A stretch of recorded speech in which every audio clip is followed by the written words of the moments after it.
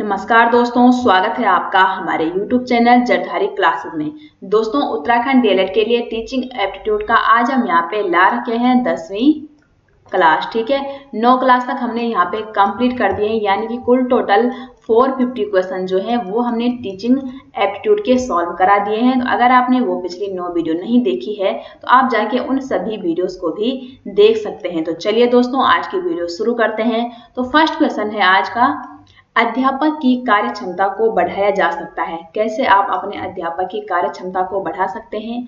जब आप अपने अध्यापक के काम को एप्रिशिएट करते हैं, ठीक है, उसकी तारीफ करते हैं, अगर वो आपको अच्छा टीचिंग प्रोवाइड करता है। तो यहाँ पे जो 451 है, इसका करेक्ट आंसर क्या होगा? ऑप्शन सी होगा कि अध्यापक के कार्यों की सराहना करके आप अपने अध्यापक की कार्य क्षमता को बढ़ा सकते हैं। फॉर एग्जाम्पल, आप किसी क्लास में जाते हैं, आप अपने स्टूडेंट को अगर अच्छा एजुकेशन देते हैं तो वो क्या है, आपकी तारीफ करेगा, थैंक यू बोल के भी आपके काम को वो अप्रिशिएट कर सकता है। तो ऑप्शन सी यहाँ पे करेक्ट आंसर हो जाएगा। नेक्स्ट क्वेश्चन है, बुद्धिलब्धि या आईक्यू की अवधारणा दी गई, तो किसके द्वारा दी गई थी बुद्धिलब्धि या आईक्यू की अवधारणा? तो 452 का जो करेक्ट आंसर है वो है विलियम स्टर्न, यानी कि ऑप्शन सी जो है वो राइट आंसर हो जाएगा। विलियम स्टर्न ने 1912 में आईक्यू की अवधारणा दी थी। ठीक है, अगर बात करें आईक्यू का फॉर्मूला क्या होता है, कैसे आप किसी भी स्टूडेंट का उसका आईक्यू कितना है वो किस फॉर्मूले से आप निकाल सकते हैं, तो इसको आप नोट कर सकते हैं। तो यहाँ पे है IQ equal to MA/CA into 100, यानी कि IQ equal to mental age upon chronological age into 100। इस फॉर्मूले से आप किसी भी स्टूडेंट का IQ निकाल सकते हैं। क्वेश्चन नंबर 453 है, निम्नलिखित में से कौन सा प्रश्न बच्चों को गंभीर रूप से सोचने के लिए आमंत्रित करता है? तो यहाँ पे जो 453 है, ऑप्शन ए है इसका, विभिन्न तरीकों से हम इसे कैसे हल कर सकते हैं, तो ये ऑप्शन हो जाएगा राइट आंसर क्वेश्चन नंबर 453 का, क्योंकि इसमें बच्चा क्या कर रहा है, अपने डाइवर्जेंट थिंकिंग का प्रयोग कर रहा है। अगर आपने उसको कोई भी प्रश्न दे दिया या कोई भी एक प्रॉब्लम दे दी है तो वो क्या करेगा, अलग अलग डायरेक्शन में सोचेगा, अलग अलग वे में सोचेगा, तब जाके उस प्रश्न को या उस प्रॉब्लम को हल करेगा। तो ऑप्शन ए हो जाएगा यहाँ पे करेक्ट आंसर। क्वेश्चन नंबर 454 है, यहाँ पर बुनियादी शिक्षा का आधार मनोवैज्ञानिक है क्योंकि? तो यहाँ पे ऑप्शन ए है, इसमें पाठ्य विषयों की अपेक्षा छात्र को प्रधानता दी जाती है। बी है, इसमें शिक्षा का आधार आर्थिक है नहीं, जहाँ पे चाइल्ड सेंटर एजुकेशन होगा वही हमेशा राइट आंसर होगा। इसमें ज्ञानेंद्रियों की शिक्षा दी जाती है या इसमें हस्तशिल्प को प्रधानता दी जाती है। देखो, हमने प्रधानता केवल और केवल अपने बच्चे को देनी है, इसलिए 454 का जो करेक्ट आंसर है वो हो जाएगा ऑप्शन ए, क्योंकि हम एजुकेशन किसको प्रोवाइड कर रहे हैं, छात्र को कर रहे हैं, इसलिए छात्र जो है वो चाइल्ड सेंटर एजुकेशन होना चाहिए। तो ऑप्शन ए हो जाएगा करेक्ट आंसर। नेक्स्ट क्वेश्चन है, अध्यापक का वास्तविक कार्य क्या है? तो अध्यापक का वास्तविक जो कार्य है वो हमेशा क्या होता है, बच्चों का सर्वांगीण विकास करना। ऑप्शन सी जो है वो है 455 का करेक्ट आंसर, क्योंकि छात्रों की प्रतिभा का सर्वोन्मुखी विकास करना या उसका सर्वांगीण विकास करना। अगर उसका सर्वांगीण विकास होगा तो वो परीक्षा में भी पास हो जाएगा, क्योंकि वो टैलेंट होगा, ठीक है, वो ज्ञान को अर्जन करेगा। और छात्रों को पढ़ने के लिए प्रेरित अगर आप करते हैं तभी जाके उसका क्या है, सर्वांगीण विकास भी होता है। तो ऑप्शन सी यहाँ पे राइट आंसर हो जाएगा। नेक्स्ट क्वेश्चन है, अभिभावक मुलाकात दिवस की सबसे अधिक आवश्यकता पड़ती है?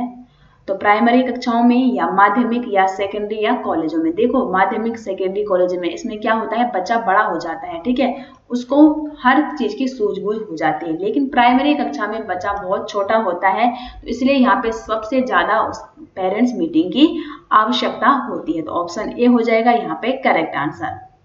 नेक्स्ट क्वेश्चन है, छात्रों को गृह कार्य दिया जाए वह? तो ऑप्शन ए है, पढ़ाए गए पाठ पर आधारित होना चाहिए, बिल्कुल सही है। बी है, अपने पढ़े गए पाठ पर आधारित ज्ञान को बढ़ाने वाला होना चाहिए, देखो ये भी सही है।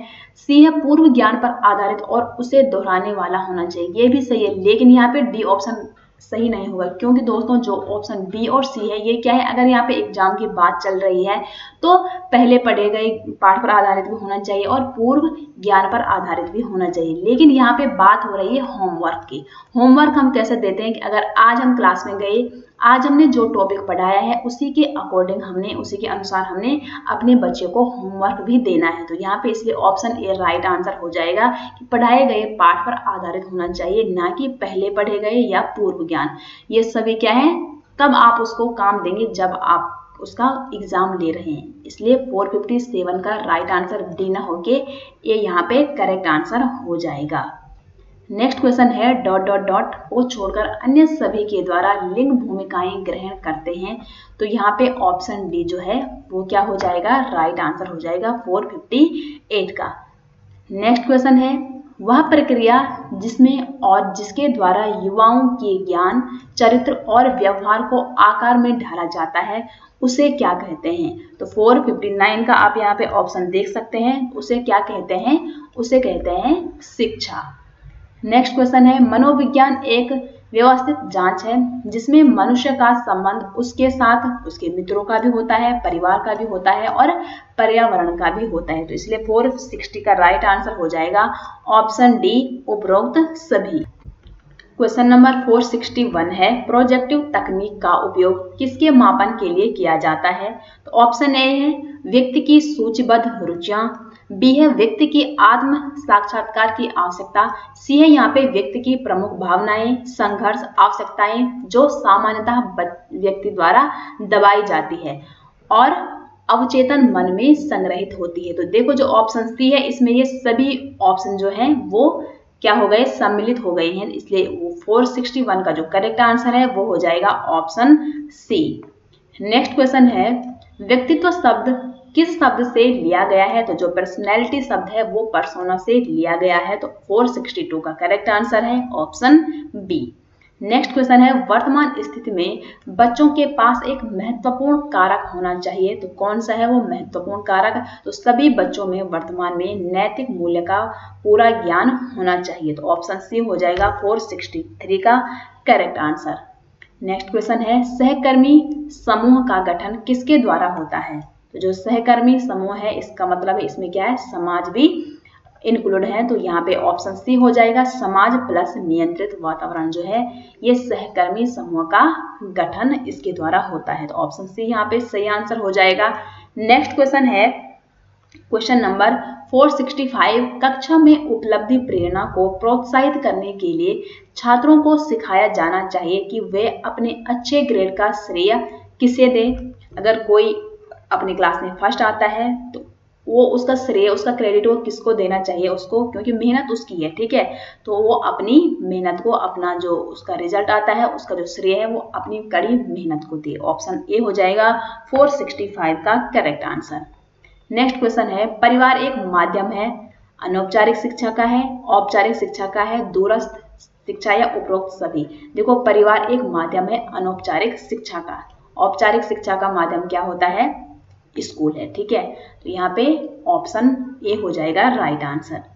नेक्स्ट क्वेश्चन है क्वेश्चन नंबर 467 है, यहाँ पे निम्नलिखित में से किसने नैतिक विकास का सिद्धांत प्रस्तुत किया। तो यहाँ पे ऑप्शन ए है कॉलबर्ग, बी है वाइगोत्स्की, सी है स्टर्नबर्ग और डी है यहाँ पे साइमन। जो नैतिक विकास का सिद्धांत है ये दिया था दोस्तों कॉलबर्ग ने, ठीक है। और देखो जो टीचिंग एप्टीट्यूड के जो क्वेश्चन होते हैं ना वो डीएलएड में नॉर्मल पूछे जाते हैं, जैसे ये साइकोलॉजिस्ट हैं, ठीक है। तो इसमें ये नहीं दिया जाएगा कि कॉलबर्ग के कितने स्टेजेस हैं या कितने उसके लेवल उसमें दे रखे हैं नैतिक विकास के, इतना नहीं पूछा जाता। ये टेट वगैरह में पूछा जाता है, लेकिन डीएलएड में केवल ये पूछा जाता है कि किस साइकोलॉजिस्ट की कौन सी थ्योरी है। तो यहाँ पे मैं बता देती हूँ जो मेन है। तो यहाँ पे अगर बात करें पियाजे की, तो पियाजे ने दी थी दोस्तों कॉग्निटिव डेवलपमेंट, ठीक है। कॉग्निटिव डेवलपमेंट यानी कि संज्ञानात्मक विकास जो है ये दिया था आपके पियाजे ने। दूसरा आता है वाइगोत्स्की, तो वाइगोत्स्की ने दिया था सोशियो कल्चरल थ्योरी यानी कि सामाजिक सांस्कृतिक जो सिद्धांत है वो दिया था वाइगोत्स्की ने। और आपका जो थर्ड है ये है कोहलबर्ग, तो कोहलबर्ग ने नैतिक विकास यानी कि मॉरल डेवलपमेंट थ्योरी जो दी है वो दी आपके कोहलबर्ग ने, ठीक है। तो ऑप्शन यहाँ पे ए हो जाएगा 467 का राइट आंसर।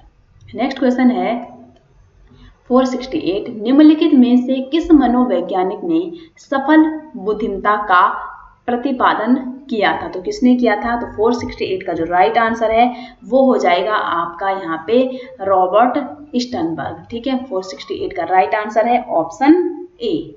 नेक्स्ट क्वेश्चन है वैज्ञानिक और गणितीय सोच से संबंधित बुद्धिमत्ता कौन सी है? तो जहाँ पे गणित की बात आ रही है इसका मतलब तार्किक बुद्धिमत्ता यहाँ पे करेक्ट आंसर हो जाएगा। नेक्स्ट क्वेश्चन है निम्नलिखित में से कौन नियमित शिक्षा में शामिल नहीं है? तो नहीं है पूछा है, तो देखो स्कूल हो गया, पुस्तकालय हो गया और शिक्षण विधि, ये नियमित शिक्षा में शामिल है। लेकिन ये कोई मैटर नहीं करता कि कौन सा बच्चा किस धर्म से आता है, किस जाति से आता है, तो इसलिए ऑप्शन डी यहाँ पे करेक्ट आंसर हो जाएगा, धर्म। नेक्स्ट क्वेश्चन है कल्पना के विकास के लिए इंद्रियों को प्रशिक्षित किया जाना चाहिए। बी है कहानी का वर्णन किया जाना चाहिए। सी है रचनात्मक प्रवृत्तियों के विकास का ध्यान किया जाना चाहिए, या उपरोक्त सभी गतिविधियां की यहाँ पे ध्यान किया जाना चाहिए। तो 471 का जो करेक्ट आंसर है वो है ऑप्शन डी, यहाँ पे सभी की यहाँ पे कल्पना का विकास किया जाना चाहिए। नेक्स्ट क्वेश्चन है कोहलबर्ग के सिद्धांत की एक मुख्य आलोचना क्या थी? तो कोहलबर्ग के सिद्धांत की एक मुख्य आलोचना ये थी कि उसने वहां पे जेंडर बायस किया था, यानी कि केवल पुरुषों को ही अपनी जो उसने थ्योरी दी थी उसमें उच्च स्थान उनका रखा था, लेकिन लेडीजों का उन्होंने कुछ स्थान नहीं रखा कि लेडीज तो सीधी सादी भोली भाली होती है, केवल अपने घर के काम में वो संतुष्ट रहती है। तो ऑप्शन डी यहाँ पे हो जाएगा, उनके सिद्धांत में नारी परिप्रेक्ष्य गौण था, ठीक है। जेंडर बायस उसने वहां पे किया था, इसलिए उसकी आलोचना की गई थी। तो ऑप्शन डी यहाँ पे करेक्ट आंसर हो जाएगा। नेक्स्ट क्वेश्चन है क्वेश्चन नंबर 473 है आपका यहाँ पर कि किंडर गार्डन प्रणाली पर जोर देती है। तो किस पर देती है किंडर गार्डन प्रणाली जोर? तो यहाँ पे जो ऑप्शन ए है वो है कि बच्चों की मनोविज्ञान को समझने पर। 473 का करेक्ट आंसर है ऑप्शन ए। नेक्स्ट क्वेश्चन है नवोदय विद्यालयों की स्थापना का प्रमुख उद्देश्य क्या है? इसका उद्देश्य है कि ग्रामीण क्षेत्रों में अच्छी शिक्षा प्रदान करना। बी है ग्रामीण क्षेत्रों में स्कूल की संख्या बढ़ाना। सी है सर्व शिक्षा अभियान को पूरा करना और डी है यहाँ पे ग्रामीण क्षेत्रों में शिक्षा की बर्बादी को रोकना। तो 474 का जो करेक्ट आंसर है वो है ऑप्शन ए, ठीक है। 5th क्लास में जब बच्चा होता है तो उसको एक एंट्रेंस देना पड़ता है, अगर उसमें वो निकलता है तो जो नवोदय विद्यालय होता है प्रत्येक डिस्ट्रिक्ट में होता है, उसमें उसका एडमिशन हो जाता है 5th to 12th तक। और एक फिर 8th में भी होता है एकीकृत का फॉर्म, अगर जो उसमें निकलता है वो फिर 8th 9th से लेकर 12th तक श्रीनगर गढ़वाल में उसका स्कूल है, वहाँ उसका एडमिशन हो जाता है। लेकिन नवोदय विद्यालयों की स्थापना इसलिए की गई कि ग्रामीण क्षेत्रों में जो है वो अच्छी शिक्षा बच्चों को दी जा सके। तो ऑप्शन ए यहाँ पे करेक्ट आंसर हो जाएगा। नेक्स्ट क्वेश्चन है स्वतंत्रता के बाद भारतीय सरकार द्वारा स्थापित प्रथम शिक्षा आयोग के अध्यक्ष कौन थे? तो यहाँ पे आप ऑप्शन देख सकते हैं। तो प्रथम शिक्षा आयोग के अध्यक्ष थे डॉक्टर राधाकृष्णन। तो ऑप्शन ए यहाँ पे राइट आंसर हो जाएगा। नेक्स्ट क्वेश्चन है एक प्रधानाचार्य के रूप में आप निम्नलिखित में से किस शिक्षक की सबसे अधिक सराहना करेंगे? ऑप्शन ए है जो अपने कक्षाओं को समय पर लेता है और सभी रिपोर्ट परिणाम और दस्तावेज समय पर तैयार करता है, बिल्कुल सही है। बी है जो पूरे साल कभी छुट्टी नहीं मांगता। देखो प्रत्येक इंसान चाहे वो टीचर हो चाहे वो डॉक्टर हो कुछ भी, उसको कभी ना कभी इमरजेंसी काम पड़ता है, इसलिए जो स्कूल में भी क्या है सीएल दी जाती है ना गवर्नमेंट के द्वारा कि आप अगर कभी इमरजेंसी काम पड़ता है तो आपको छुट्टी ले लेनी चाहिए। तो ये डिपेंड नहीं करता है कि अगर आप पूरे साल भर छुट्टी नहीं लेते हैं तो प्रधानाचार्य आपसे खुश होगा। तो ऑप्शन जो बी है वो गलत आंसर हो जाएगा। सी है जो हमेशा आपके पास आता है और पढ़ाने के लिए उपकरण और किताबें मांगता है। और डी है यहाँ पे जिसकी आदतें सुखद हैं और वह आपके और अपने सहकर्मियों के साथ सबसे अधिक सामाजिक है। तो देखो हमने बच्चों को पढ़ाना है, ना कि प्रिंसिपल को खुश करना ही हमारा केवल एक मुख्य काम नहीं होना चाहिए। इसलिए यहाँ पे जो 476 है उसका करेक्ट आंसर होगा ऑप्शन ए। सबसे मेन क्या है कि अपनी कक्षाओं पे जो समय पर आता है, सभी रिपोर्ट परिणाम और दस्तावेज समय समय पर तैयार करता है। इसका मतलब ये है कि वो एक्टिव है और अपने बच्चों को भी वो अच्छे एजुकेशन दे रहा है। नेक्स्ट क्वेश्चन है एक प्रशासक के रूप में एक प्रधानाचार्य के पास निम्नलिखित गुणों का विभिन्न संयोजन होगा सिवाय एक के। अजीब संयोजन की पहचान करें। तो कौन है वो अजीब संयोजन? तो 477 है जो है इसका करेक्ट आंसर होगा ऑप्शन बी, योजना सभी विषयों में विशेषज्ञता रचनात्मक दृष्टिकोण। यहाँ पे ऑप्शन बी जो है ये अजीब संयोजन है कंपेयर टू ए, बी, ए, सी और डी के। ठीक है, नेक्स्ट क्वेश्चन है, एक कक्षा के छात्र और उनके माता पिता जो है वो एक शिक्षक को स्वीकार नहीं कर रहे हैं। आप प्रिंसिपल हो तो आप प्रिंसिपल के रूप में क्या करेंगे? यहाँ पे ऑप्शन ए है छात्रों और उस शिक्षक के खिलाफ अनुशासनात्मक कार्यवाही करेंगे। देखो, अगर आप रीजन कोई जान ही नहीं रहे हैं तो सीधा कार्यवाही आप नहीं कर सकते हैं, चाहे आप शिक्षक हैं चाहे आप प्रिंसिपल हैं। बी है शिक्षकों को अपनी पद्धति और छात्रों से निपटने के दृष्टिकोण को बदलने के लिए कहेंगे। सी है छात्रों, माता पिता और शिक्षक या शिक्षकों के साथ व्यक्तिगत और समूह में चर्चा करें ताकि समस्या की जड़ तक पहुंचा जा सके, और अगर आप समस्या की जड़ तक पहुंचते हैं तो आप उस समस्या का निवारण भी करेंगे। तो इसलिए यहाँ पे जो 478 है इसका करेक्ट आंसर क्या होगा दोस्तों? ऑप्शन सी होगा। ठीक है, कि हो सकता है कि कभी कभी जो पेरेंट्स है वो आपसे संतुष्ट नहीं है तो उसका आपने सॉल्यूशन तो निकालना ही है ना। सॉल्यूशन यहाँ पे ऑप्शन सी जो है ये बेस्ट रहेगा। नेक्स्ट क्वेश्चन है, निम्नलिखित में से कौन सा स्कूल प्रधानाचार्य एक अच्छे शैक्षिक नेता के रूप में उभरेगा? तो ऑप्शन ए है एक बहुत ही सामाजिक व्यक्ति जिसकी आदतें सुखद हों।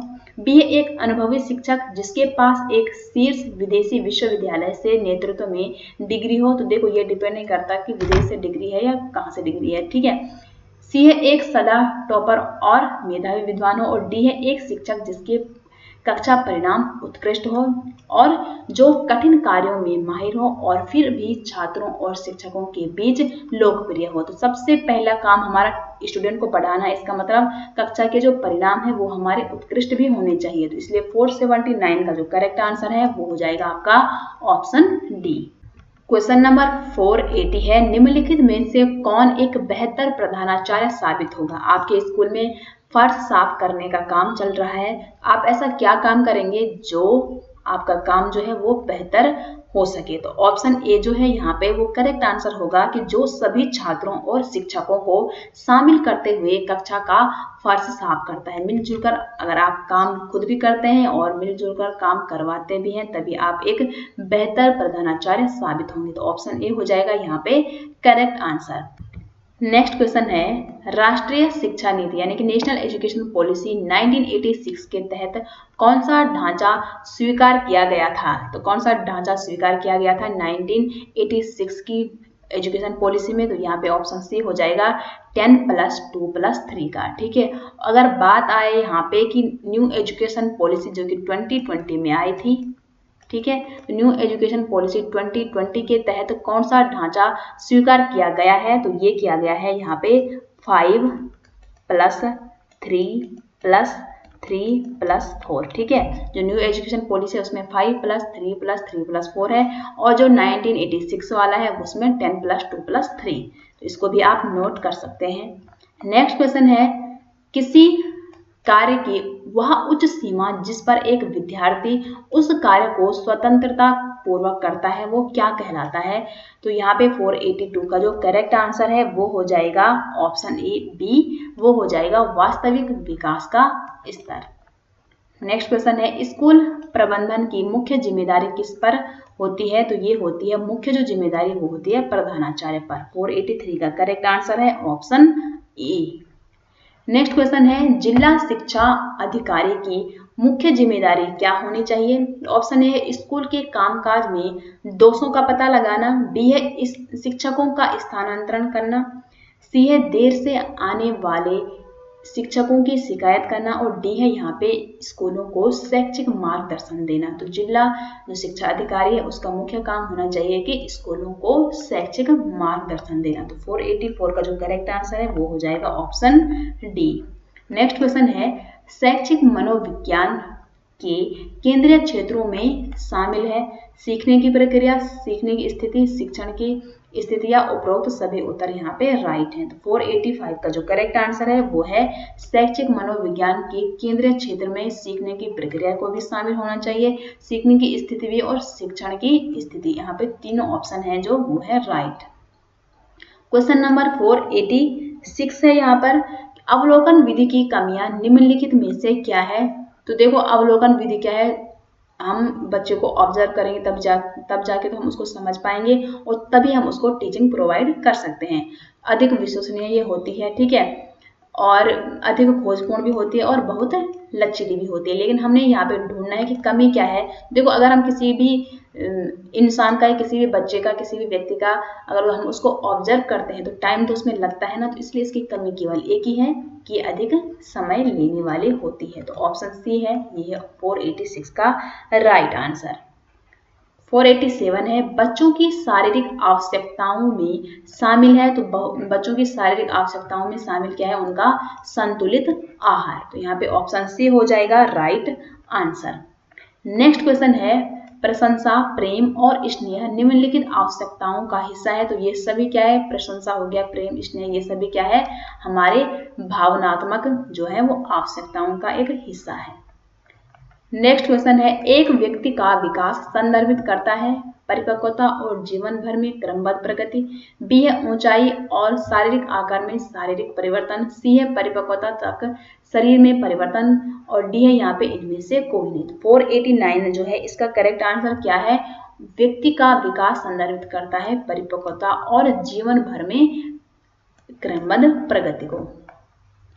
नेक्स्ट क्वेश्चन है, व्यक्तियों के बीच भिन्नताएं किसके कारण होती है। तो जो व्यक्तियों के बीच जो भिन्नताएं होती है वो होती है वंशानुगत भी होती है और पर्यावरणीय कारक के द्वारा भी होती है। तो ऑप्शन सी हो जाएगा यहाँ पे 490 का राइट आंसर। क्वेश्चन नंबर 491 है, एक प्रगतिशील स्कूल पाठ्यक्रम योजना को इस तरह से किया जाना चाहिए कि लड़कों और लड़कियों के लिए अलग अलग पाठ्यक्रम हो। ऐसा तो नहीं होना चाहिए, पाठ्यक्रम हमेशा सदैव एक जैसा ही होना चाहिए, चाहे वो कैसा भी बच्चा हो। बी है लड़का हो लड़की हो समान उनको एजुकेशन मिलनी चाहिए। बी है यहाँ पे सक्षम बच्चों को सामान्य बच्चों के साथ मिलाने की अनुमति नहीं दी जानी चाहिए। सी है यह लचीला और समृद्ध पाठ्यक्रम हो जिसमें विभिन्न सह पाठ्यचर्या गतिविधियां शामिल हो। और डी है यहाँ पे बच्चों को बहुत छोटी उम्र से विषयों को चुनने के लिए स्वतंत्रता दी जानी चाहिए। तो यहाँ पे जो 491 है, यहाँ पे पाठ्यक्रम की बात हो रही है। तो पाठ्यक्रम हमेशा कैसा होना चाहिए, लचीला होना चाहिए और समृद्ध होना चाहिए जिसमें विभिन्न सह पाठ्यचर्या गतिविधियां को करिकुलम एक्टिविटी उसमें शामिल हो। तो ऑप्शन सी हो जाएगा यहाँ पे 491 का राइट आंसर। 492 है, यह साबित हो चुका है कि एक ही उम्र के बच्चों में समान मानसिक परिपक्वता जो है वो स्तर होता है, समान मानसिक परिपक्वता स्तर होता है। बी है समान भावनात्मक परिपक्वता स्तर होता है। सी है समान शारीरिक परिपक्वता स्तर होता है। या डी है यहाँ पे मानसिक और भावनात्मक परिपक्वता जो है इनका जो स्तर होता है वो डिफरेंट होता है। ये बिल्कुल सही है, जरूरी नहीं कि जो एक ही एज के बच्चे होते हैं उनका मेंटल फिजिकल सभी जो लेवल है वो एक जैसा हो, वो ऐसा नहीं होता। प्रत्येक बच्चे का जो भावनात्मक हो गया, मानसिक हो गया, शारीरिक हो गया, उसका सामाजिक हो गया था, उनकी जो मैच्योरिटी होती है वो अलग अलग लेवल की होती है। तो इसलिए ऑप्शन डी हो जाएगा यहाँ पे राइट आंसर 492 का। नेक्स्ट क्वेश्चन है, आपकी कक्षा में पहला दिन है, आप क्या करेंगे। सभी को मुस्कुराएं।